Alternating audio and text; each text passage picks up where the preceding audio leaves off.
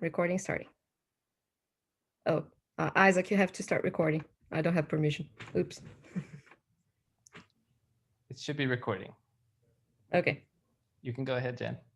Okay. I knew the cat was going to come as soon as he knew that there was a Zoom call. He loves Zoom calls. Hi, I'm Jennifer Ackerfield, and let me pull up my presentation here. Oh, hold on. Sorry. Is in here. There it is. All right. Okay. Well, I just want to say it's so amazing to see everyone here today. Welcome and thank you all for joining our TICA Talks. I'm Jennifer. This is Turtle. Apparently, we're giving this talk together. Yes. And I'm excited today to bring to you the story of the Funky Thistle. So, we are all united here today by our shared passion and study for the family Compositae, one of the most speciose and evolutionarily successful families on Earth, with an estimated 1 in every 10 species belonging to this family worldwide. And here in the Colorado Rocky Mountains, where I am, about 1 in every 8 species belong to the Compositae family. So with such a large and diverse family, there are many different lineages to study and of course, many questions to ask. For me, I am particularly passionate about this very prickly genus, the genus Cirsium, or the thistles, a member of the Carjoey tribe. Now, as botanists, we are part explorer, part naturalist, part detective, just ever curious about the natural world around us. Together, we ask questions such as, what is a species? How did they get there? Why are some common and others rare? And what factors have influenced their diversification?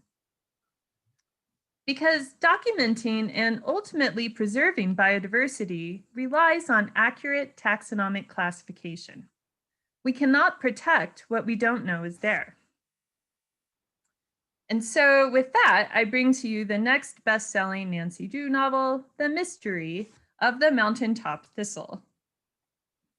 So Cirsium scopulorum, or mountaintop thistle, is found in the alpine throughout the southern Rocky Mountains. So here that ranges in elevation from 11,000 to about 14,000 feet. And believe me, it is not the easiest plant to study. Just because you see a dot on a map doesn't mean that that location is easily accessible. Mountaintop thistle, it's just really been a subject of intrigue for me for a very long time. For nearly 30 years now, I have been hiking to the tops of mountains throughout Colorado. And during this time, I've been observing, documenting, and ultimately just wondering if all of these mountaintop thistles are indeed a single species, but really lacking sufficient lines of evidence to support my hypothesis that they are not. And so after a 15-year hiatus from formal research, I fortunately was finally able to return to graduate school and begin to answer this question. Are all of these mountaintop thistles indeed a single species? And it was during this time that I serendipitously and fortuitously met the amazing Dr. Vicki Funk, Senior Curator of Compositae at the Smithsonian Institution, who not only took me under her wing, but introduced me to so many of you here today. Now, mountaintop thistle is a dramatic and conspicuous component of the alpine tundra. It rises tall against this landscape of tiny plants and looks almost alien-like with its dense clusters of woolly heads and numerous pokey leaves. And unfortunately, because it is a thistle, I have also seen it pulled from the ground by these do-gooders attempting to rid the tundra of this noxious weed. But these thistles are actually really important components of the alpine landscape. And if you're lucky, while you're up there, you may even see a pika running around the tundra with bundles of thistle leaves in its mouth. So as botanists, we use multiple lines of evidence to evaluate species delimitations, such as, are these distinct evolutionary lineages? Do they exhibit distinct morphology? Do they have distinct non-overlapping geographic ranges? Well, in the case of the mountaintop thistle, the answer was yes to all of these questions, which actually meant that these were not in fact a single species, but at least two, with one hiding in plain sight all these years. So, oh, and this is a picture of us collecting some type specimens of it. So in honor of Vicki and the contributions she has made to the field of studying compositae and her support for this project and just her support of me in general, I am naming this newly discovered species Syrsium funky, or the funky thistle, and it is indeed funky. And Vicki's passion for the Compositae family, fun and generous spirit, and amazing mentorship brought so many of us together today. So let us continue forward in our study of Compositae with Vicki's spirit of collaboration, inclusivity, and of course, our own innate curiosity about the natural world around us. Thank you.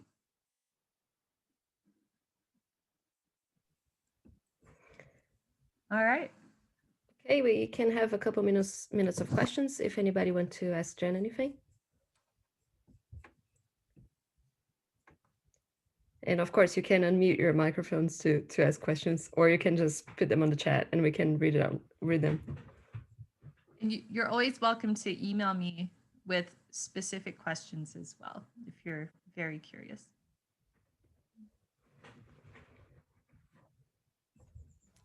So Jennifer, I have a question. Yes, Mauricio. So what are the distinctive features of this funky thistle? Well, the first is the corolla color, which clearly in Syrsium scopulorum is this kind of white or purplish color. And then in the funky thistle is yellow. And I'm actually going through right now and taking very specific measurements from herbarium specimens to kind of tease out other morphological differences. But just the number of heads in the cluster is another really good indicator. You see fewer heads in the purple Syrsium scopulorum, many heads in Syrsium funky.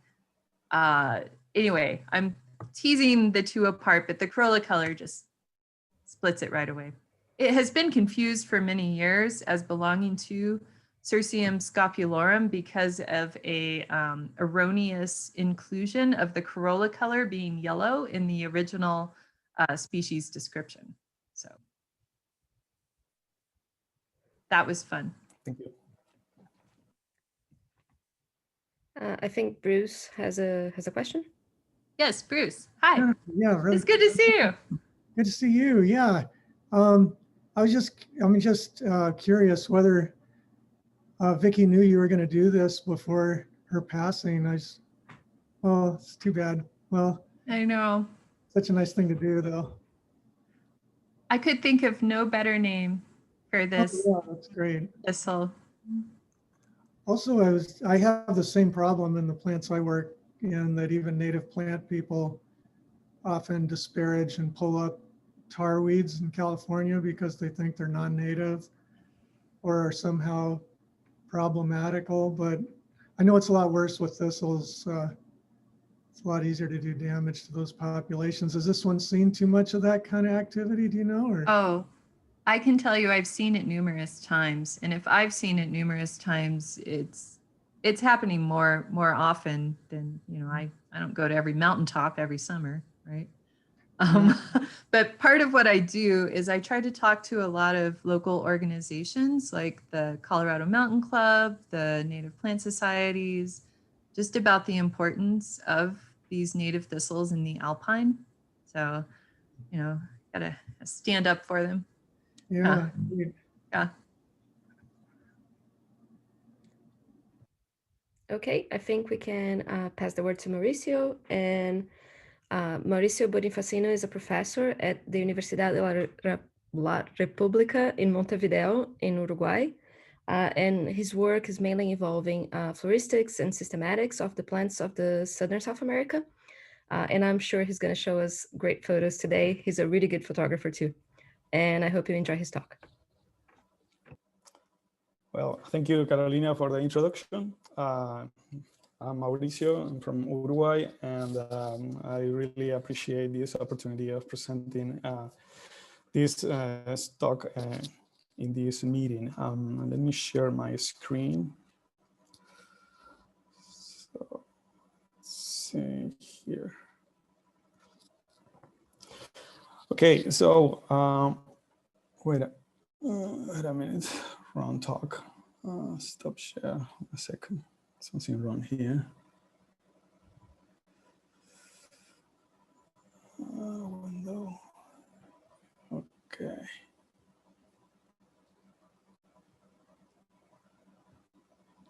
Sorry about that.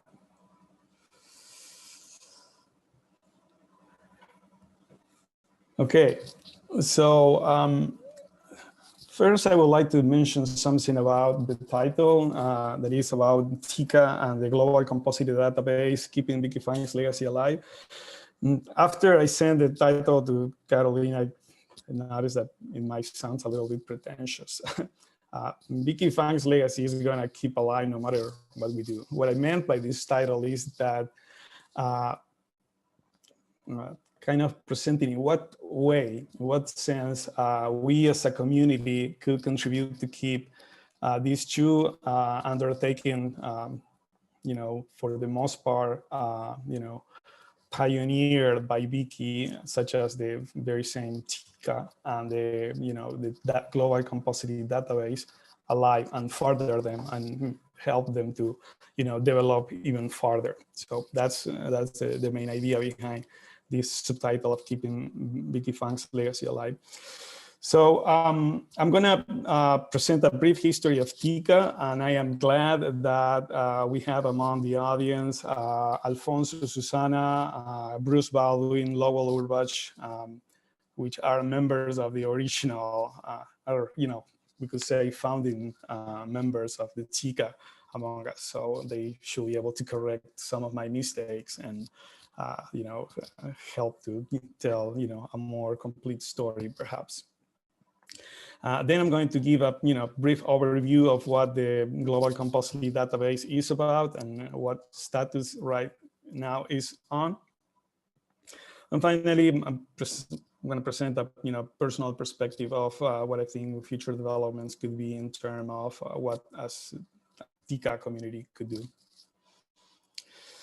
So as you probably most of you already know by now, TICA means the International Compositae Alliance. And this was sort of the brainchild of a, Vicki and Funk, our beloved mentor, and who, depart early too soon in my way for events that everybody knows. I love this photo of Vicki taking care of her garden there, working on some tachiris, because it shows her in her younger years and looking very happy. But maybe this image kind of give you the wrong idea that she was more of a, not a seasoned field collector. Well, nothing could be farther from the truth. She was a really, very hardcore botanist, explorer, never, hesitated a minute to go no matter where. Here she is in 2009 collecting in the Southern Andes. So we are at the foothills of Mount Fitzroy, very, interesting place in the Argentinian Patagonia. It was a very hard climb. And she was 66 years old back then. And she got it there, no problem at all. And there you have it in Tahiti in 2012.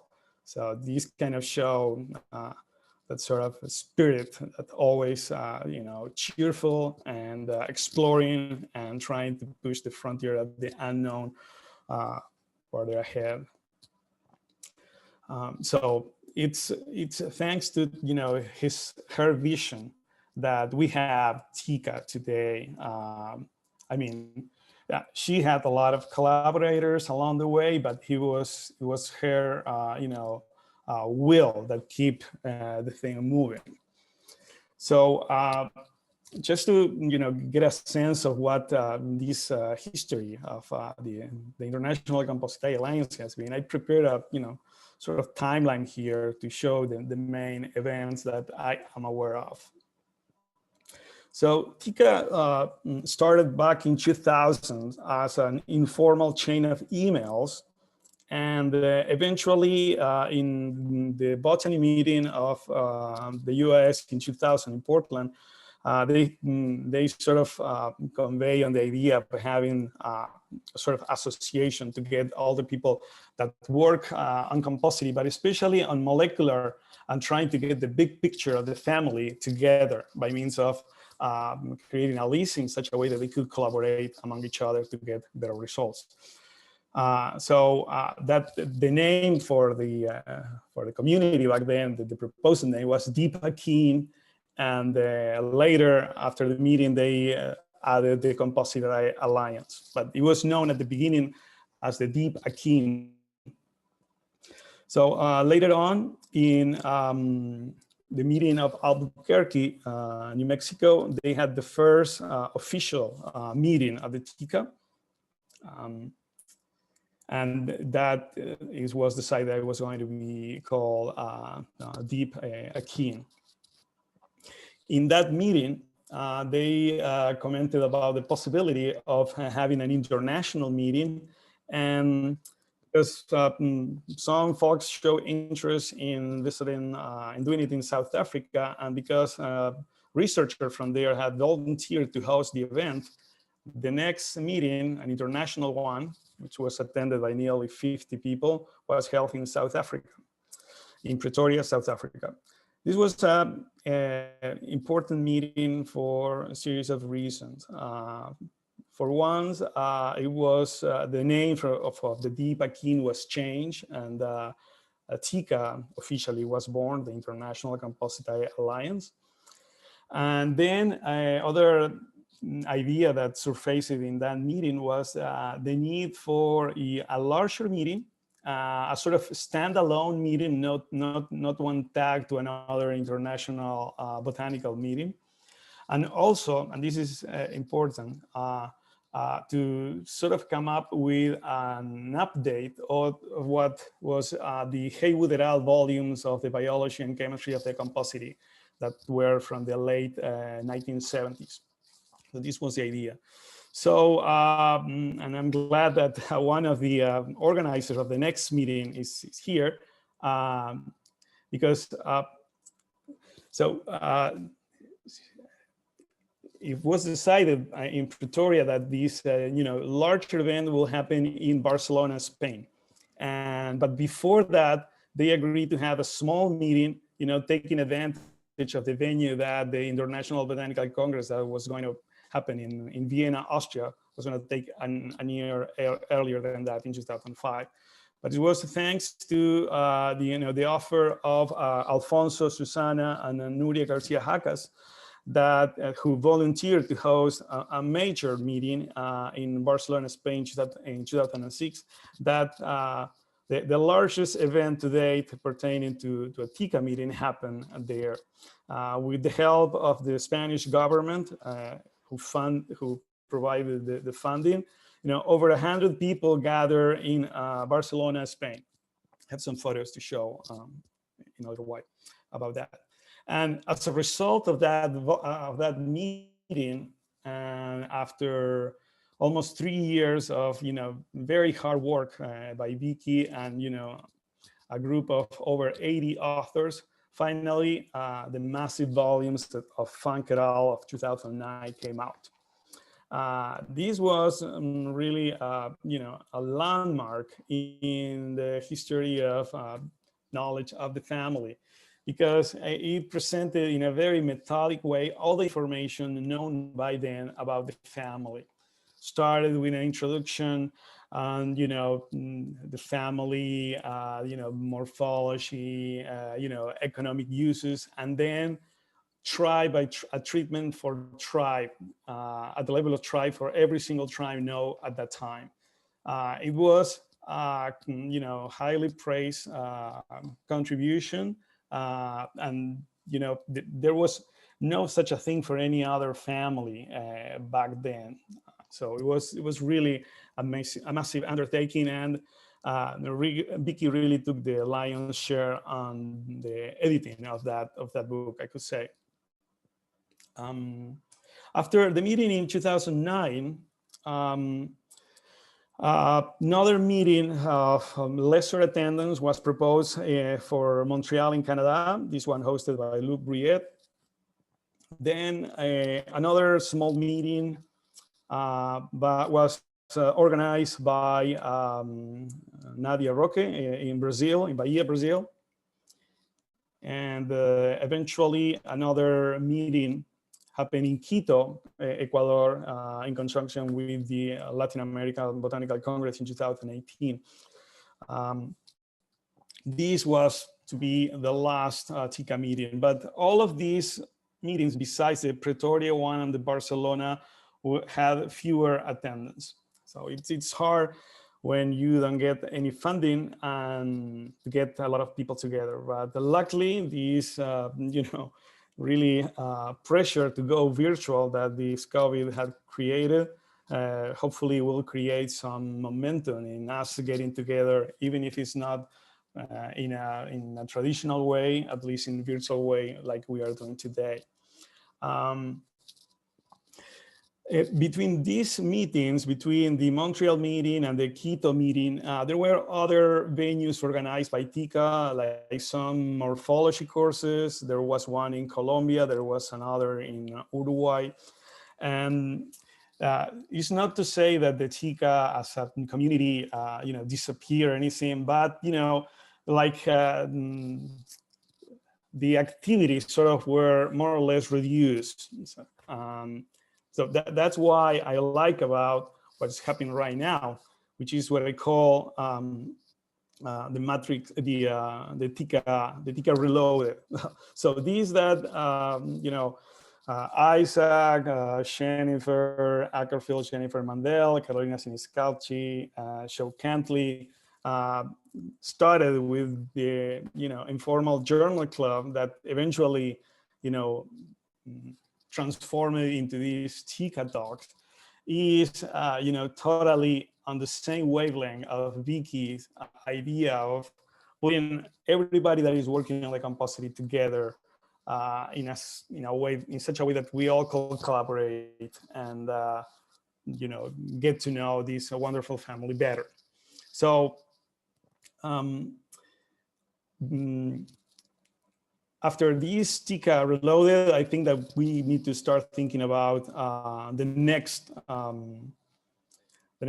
presential, traditional meeting. So it is something hard. We need to get the funding and all that, but it is definitely a lot of it's more fun to be in person in one place. We could enjoy the fieldworks and get to know more Compulsory and make more connections with the incredible community of Compulsory researchers. So I really cheer for this opportunity of this TICA Reloaded in the virtual form by this venue, and I'm looking forward to enlarging the community and getting all the people on board.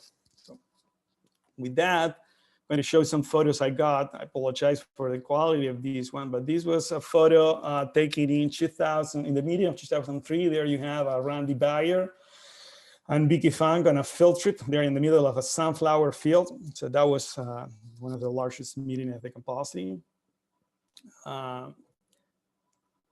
So this, as I said before, this was the meeting where the TICA name became official, and when the decision to update the Haywood et al. Volume came to reality, something that will complete it in a period of 3 years. Considering the size of the undertaking, it's a massive book, over 1,000, almost 1,000 pages, over 80 authors. That was an impressive feat that really all these guys, pull off. And here is a photo that, Alfonso, Susana, passed it along of the what I call the TICA seismic event, because of all the people that assisted there. I counted the people in the photo, and there were over 100. I just want to, point here in the photo some of the, names that you probably know from the literature that attended the Congress, to show you just an idea of how important the meeting was. So basically, representatives of, people with long experience in the major tribes were there. People from all continents were there. It was really, really a major event. So there you have Alfonso, Susana, the lead organizer. There you have Vicki Funk. There you have Todd Stussy, and there's Randy Bayer. These four will be the editors of the Funk volume. But then you have people like Charles Sheffrey, Arne Anderberg, you have Peter Pelzer, you have Liliana Catinas, you have Vernon Haywood. You have people like Gisela Sancho, Susana Freire, Bruce Baldwin, who is among the audience today. You have Harold Robinson, who, also very sadly has recently left us also. You have Sterling Keeley. You have Beryl Simpson.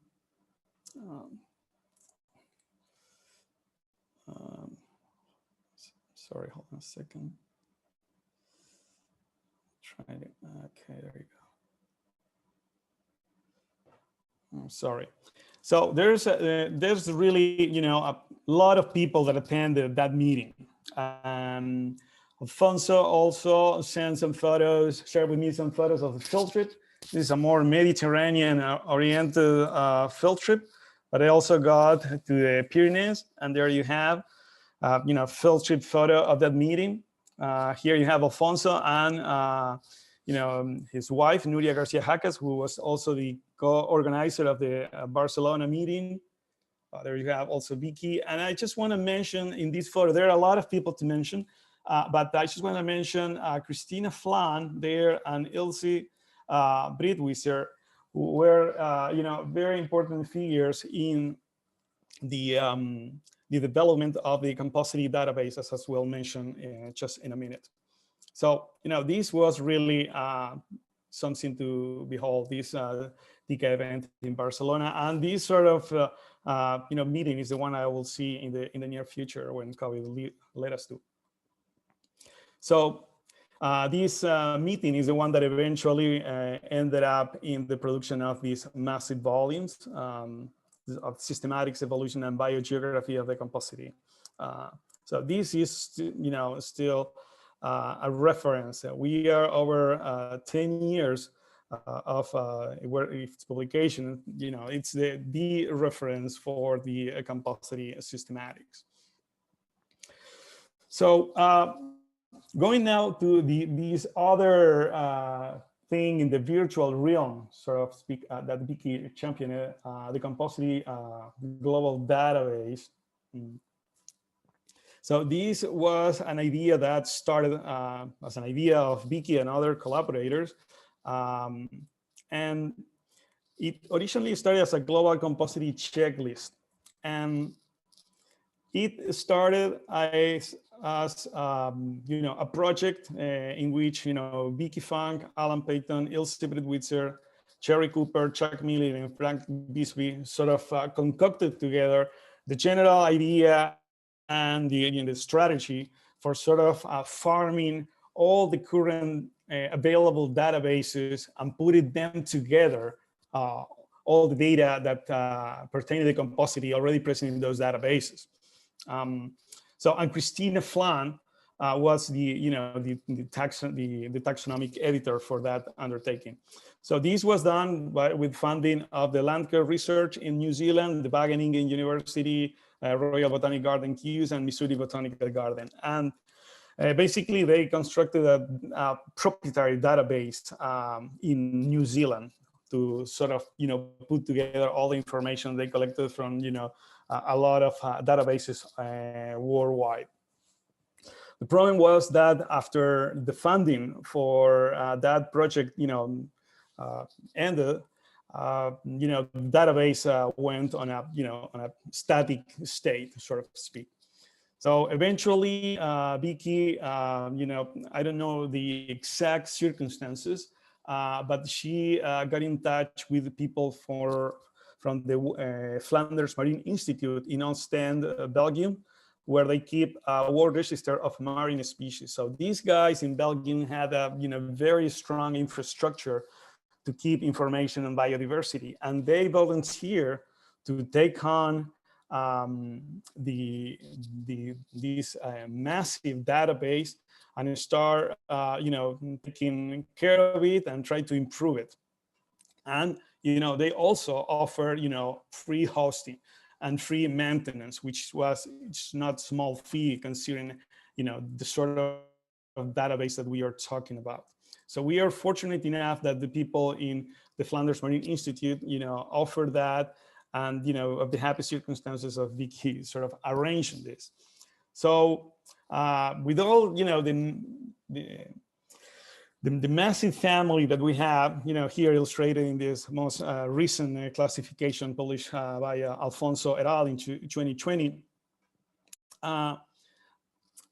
there's the need to have these sort of database to have a updated information on at the very basic level of the nomenclature.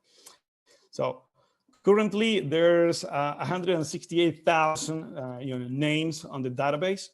So that's a lot of names. And of those names, currently there's the current tally is of 32, a little bit over 32,000 accepted species.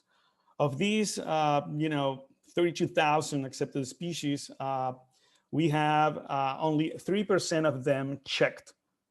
That means that that name has been checked by a specialist and is, it's correct according to literature. So as you can imagine, this is not something that just a single person could do. This needs the effort of a lot of people.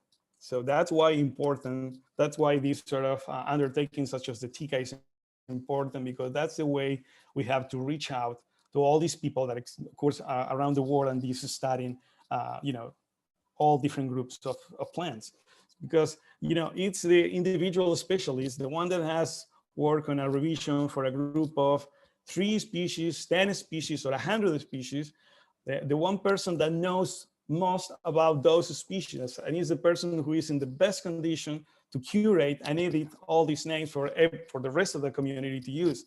So maybe it is a major undertaking for one person, or maybe a group of people to take on this assignment and start checking all these names. But if we divide that task among all the researchers in Compulsory across the world, so that will be a small effort on each one side, and that we will be able to to curate what will be the largest plant database, the largest database of a plant family that occur on the planet, which I think will be quite nice to have that task completed. So the database currently sits at the site composite.org. The site composite.org originally hosted information about the members of the TICA. It was something that was originally created by Torsten Eriksson, but eventually, Torsten couldn't, maintain, the update of the site any longer, so he passed the domain to Vicki. And eventually, when the database got hosted at the Marine Flanders Institute, we somehow put it nested inside the composite.org site. So if you visit the composite.org site,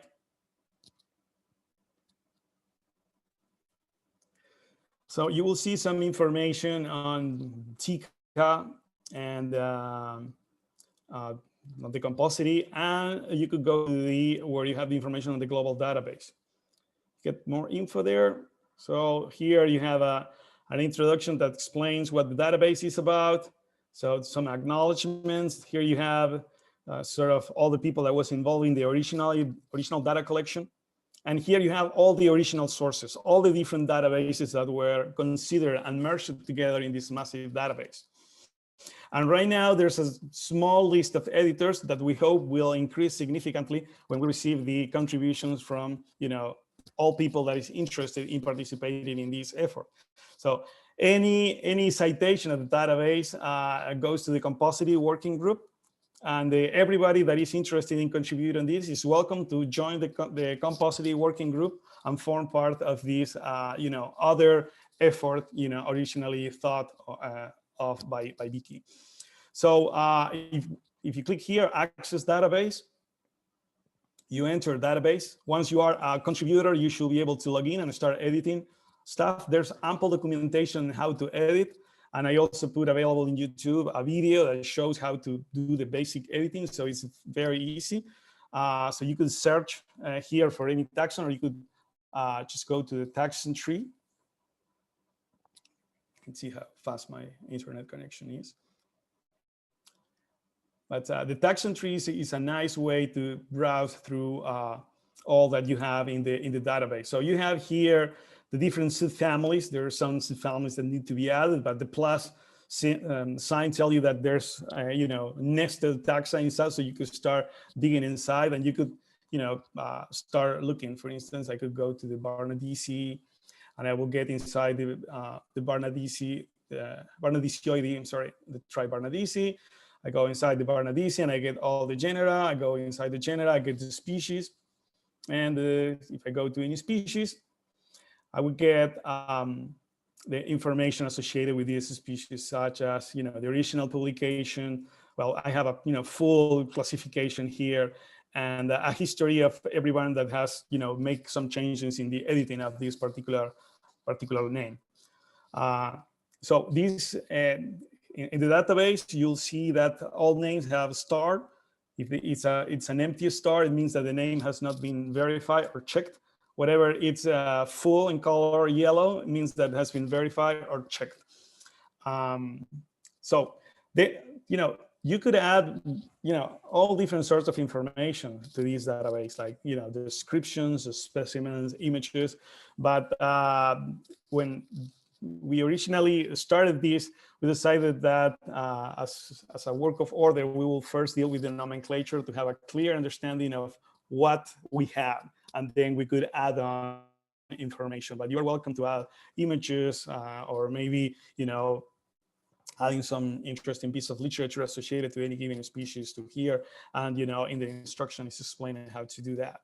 So it's a very simple interface, as you could see here, and to edit it is also very simple. So I encourage anyone interested to contact me, and I will be able to put you in touch with the database administrators who will grant you access to start working as an editor of a particular group. So let me go back to my presentation now.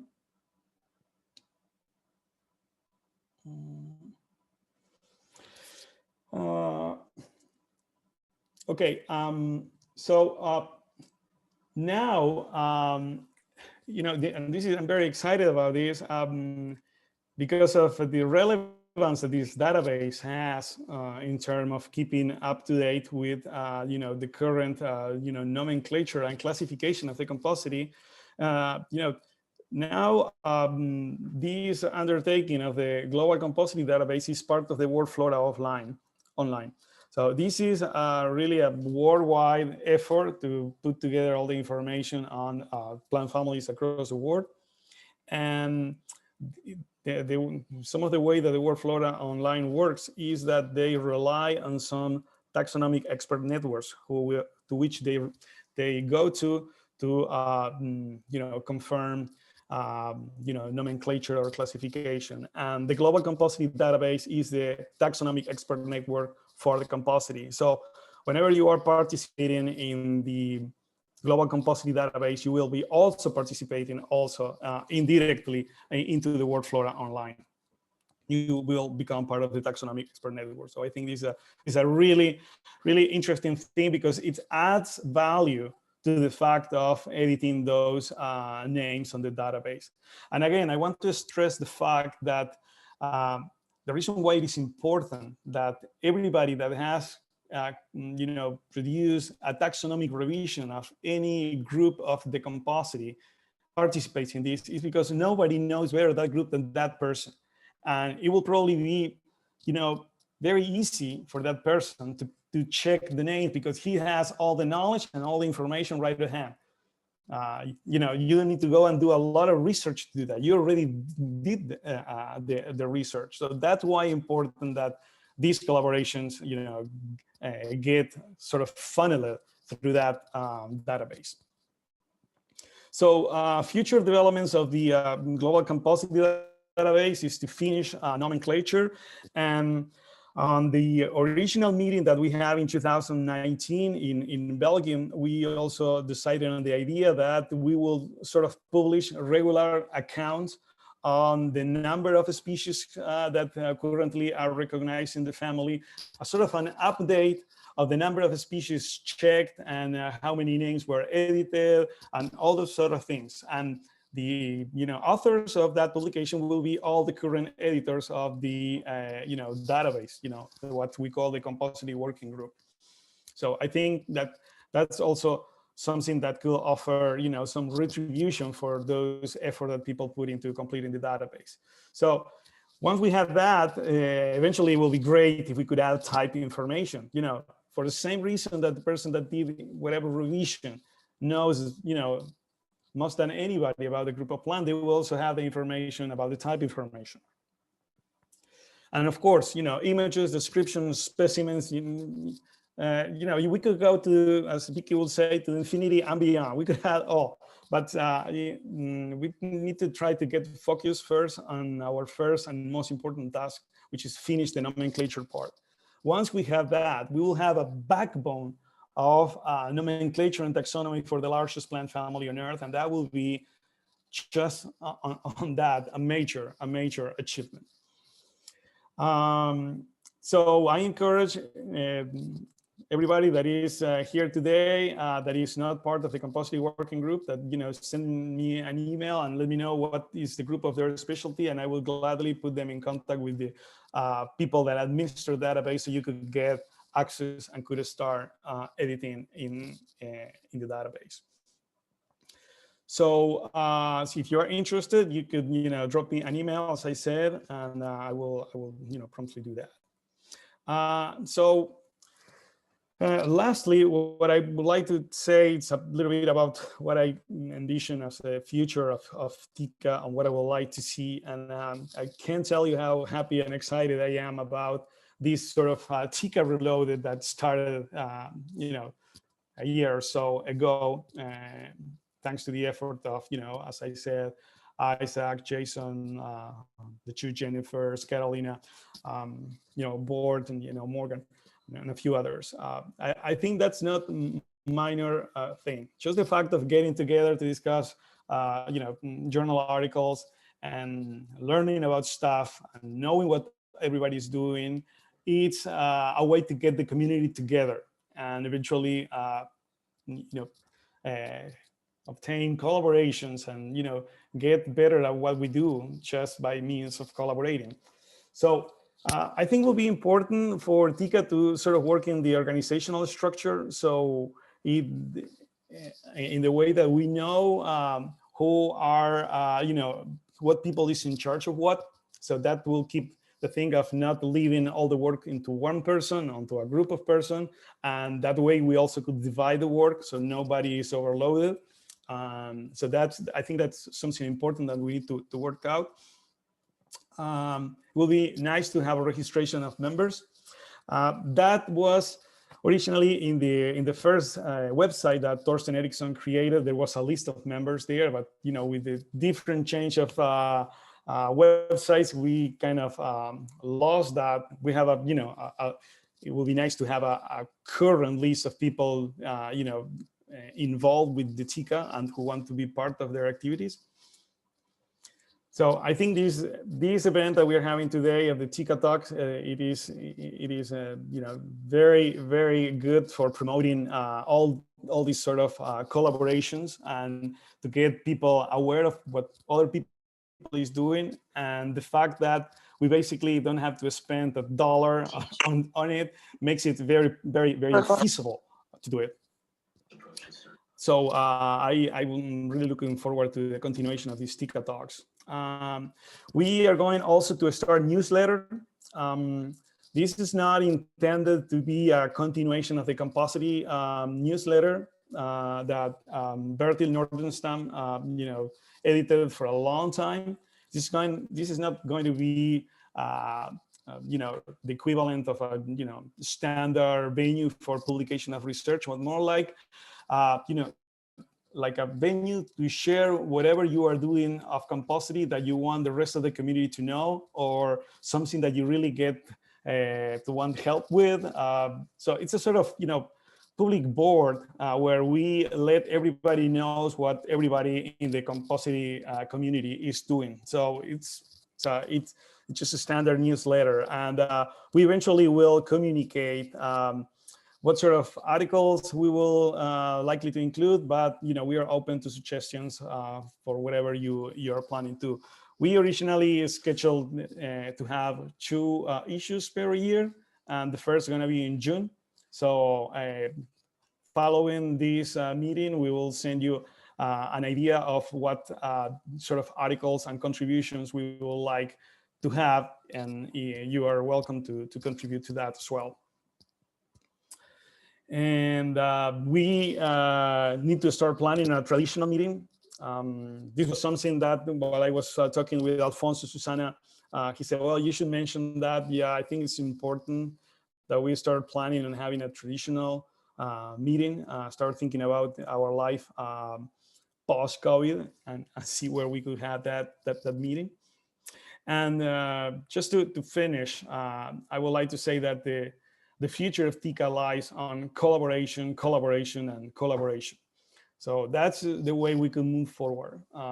You got a project, you need help from other people, either to get a plant specimen, the person who knows better, the morphology of a plant, someone that could, develops a molecular technique that you could reach to learn how they are doing whatever methods, so you could learn about it. So I think that the whole idea of TICA is trying to get everybody better at what they do by means of learning from whatever the other members are doing. So I think that at least that's the vision I could see Vicki, taking into this TICA, and that's the vision I share. So with that, I will finish, and I will gladly take your questions.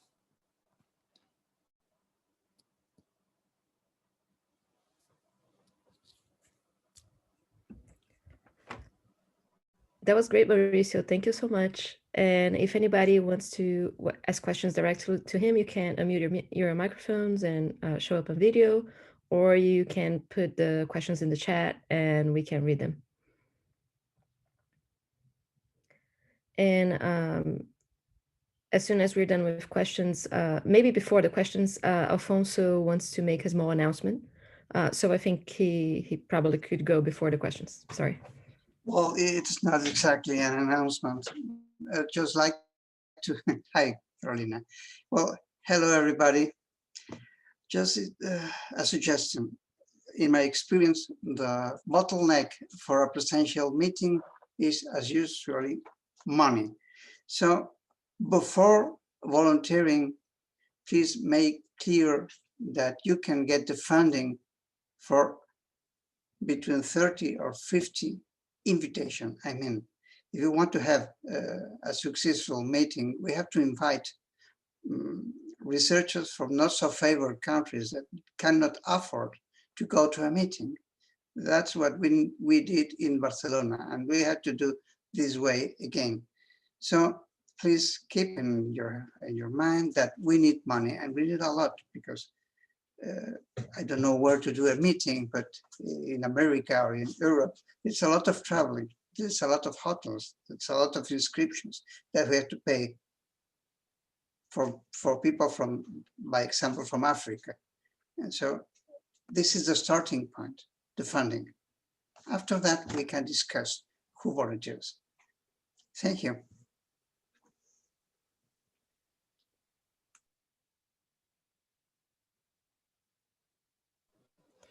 Thanks, Alfonso. I think that your point in perspective, being the lead organizer of the largest TICA meeting, should be taken into account, and I appreciate it.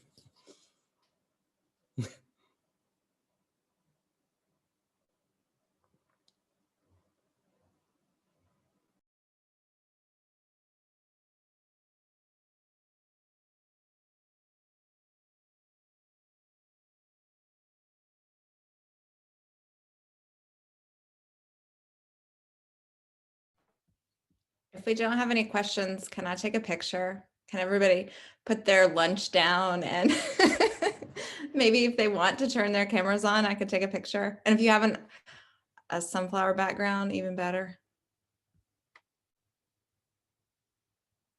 Awesome. Okay. What I'm gonna do, I'm gonna take a screenshot. So I'll give you a heads up. I'll say 1, 2, 3, cheese. I'll just wait just another second.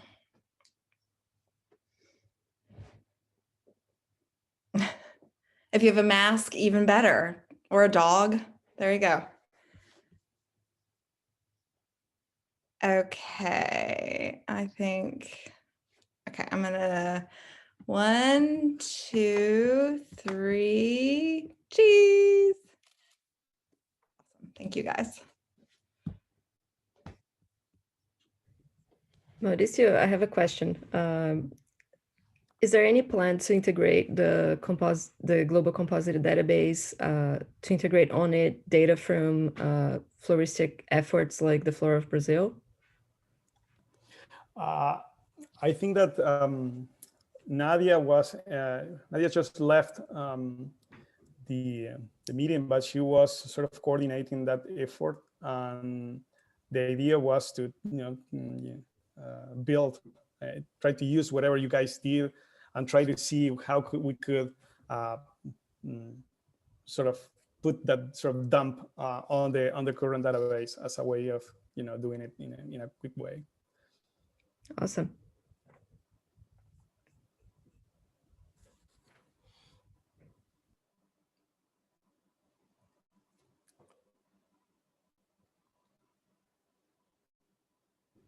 Unless there's any other questions, which I'm sure there are, I just wanted to remind everyone that there are some open slots for people to share research that they're currently doing or have done on Composite in this symposium in upcoming months. And also that this talk was recorded, so it'll be shared on Twitter via the TICATalks handle, and to share that and let other people know to come to future sessions. Thank you, Mauricio. It was an excellent talk. And Jen. Yeah, Mauricio, I just wanted to say, for those of you who haven't had a chance to go in and work with the database, it's not just a service to everyone else, but it's a really great opportunity to locate names that you probably haven't encountered before. And I found in going through Meta-E, and especially Meta-E, but a couple other tribes as well, that it was very helpful towards improving my understanding of the nomenclature of some of the groups that I've worked on, where I thought I had a really good command of the names that were out there.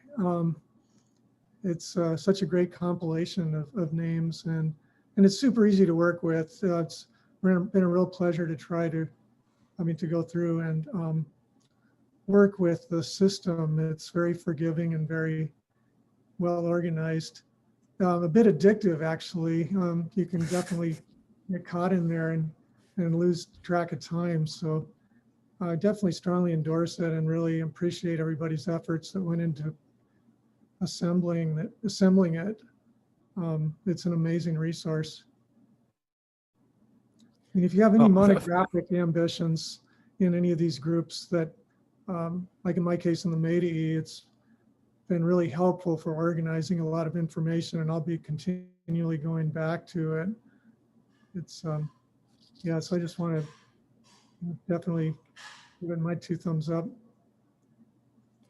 Well, thank you for that comment, Bruce. I really appreciate that, and I appreciate all the records that you have edited. You know, you rank among the ones who have edited more records. So you know, definitely appreciate that. So. It's like I say, it's not one-sided. I mean, I've gained a lot from doing what I've done.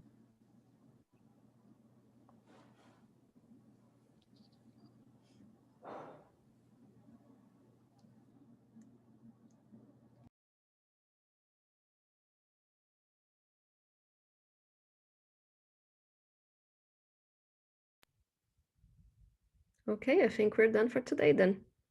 And it's been a pleasure to see everybody. Thank you again for showing up. And our next talk is going to be February 22nd. So a month from now, more or less. And you can expect an email with the Zoom link a day before the talk, as it was this time. And also, you're going to be receiving an email with another link in case you want to register to give a talk in the seminar.